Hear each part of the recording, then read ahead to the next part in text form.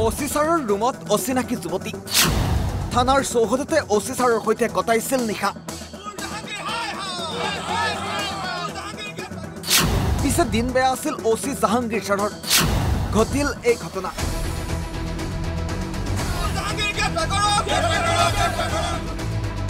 প্ৰথমে চিনাকি কৰাই দিছো এইজন চুঙাজান আৰক্ষী থানাৰ ভাৰপ্ৰাপ্ত বিষয়া নুৰ জাহাংগীৰ আহমেদ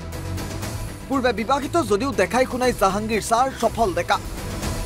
হে ছাৰে যুৱতীৰ সৈতে কৰে হিয়া দিয়া নিয়া আৰু দেওবাৰেও থানাৰ চৌহদতে থকা নিজৰ কোঠালৈ আনিছিল এগৰাকী যুৱতী সিমানলৈ সকলো ঠিকেই আছিল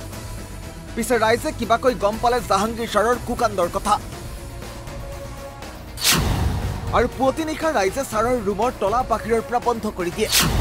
তলা বন্ধ কৰি দিয়া যুৱতীসকলৰ ৰুমৰ ভিতৰত আবদ্ধ হৈ পৰিল অচি ছাৰ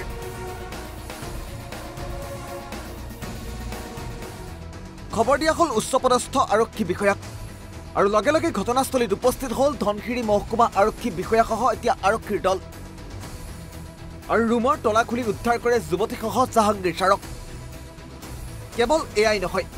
পূৰ্বেও নিজৰ কোঠালৈ বহু যুৱতী কণাৰ অভিযোগ ৰাইজ তথা দল সংগঠনৰ আমি বহুত দিনৰ পৰা আমি গম পাই আহিছিলোঁ চুঙাজানৰ ভাৰপ্ৰাপ্ত অচি নুৰ জাহাংগীৰ আহমেদে চুঙাজানত মানে ৰাতি ৰাতি ছোৱালী আনি তেওঁ নিজৰ তৃপ্তিৰ কাৰণে তেওঁ থাকে আনি ৰাখে আজি তেওঁক আমি হাতেলোতে আমাৰ কেইবাটাও সংগঠনে আজি আমি ধৰিছোঁ আমি গোপন এটা খবৰত আমি গম পাইছিলোঁ তেখেতে এনেকৈ ধৰণে সৰু পথাৰত যেতিয়া আছিল তেখেতে সৰু পথাৰতো এনেকুৱা ধৰণৰ এটা কাম কৰি তেখেতে ছাছপেনশ্যন হৈছিলে কিন্তু এই চুঙাজানলৈ আহিলে অচি হিচাপে ইয়াতো একেটাই কাণ্ড তেখেতে ৰাতি ৰাতি ছোৱালী সোমোৱাই তেওঁলোকে এই আজি আপোনালোকে যিটো দেখিলে সেই সেনেকুৱা ধৰণৰ কামবিলাক কৰি থাকে গতিকে আমাৰ স্পষ্ট চুঙাজানবাসী হিচাপে স্পষ্ট এটা কথা যে এই অচিজনক অতি শীঘ্ৰে ছাছপেনশ্যন নহয় চাকৰিৰ পৰা নিলম্বন কৰিব লাগে যিজন অচিয়ে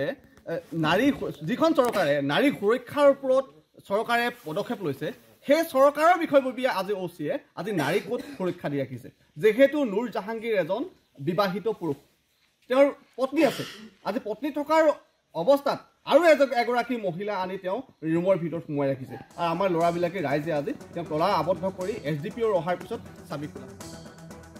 আৰু এই ঘটনা সংঘটিত হোৱাৰ পাছতে দল সংগঠন তথা ৰাইজে অচি ছাৰৰ উচিত শাস্তি বিহাৰ বাবে প্ৰতিবাদ মুখৰ হৈছে